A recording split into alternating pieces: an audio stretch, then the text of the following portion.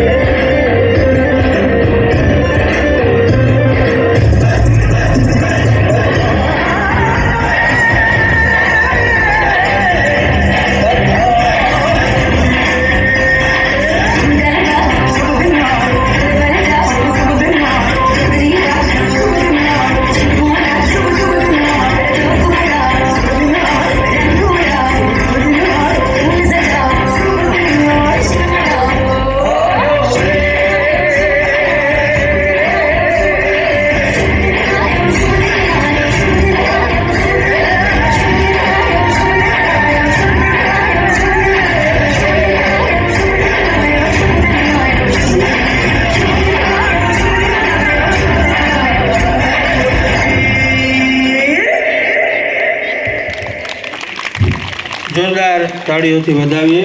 ખૂબ જ સરસ મજાનું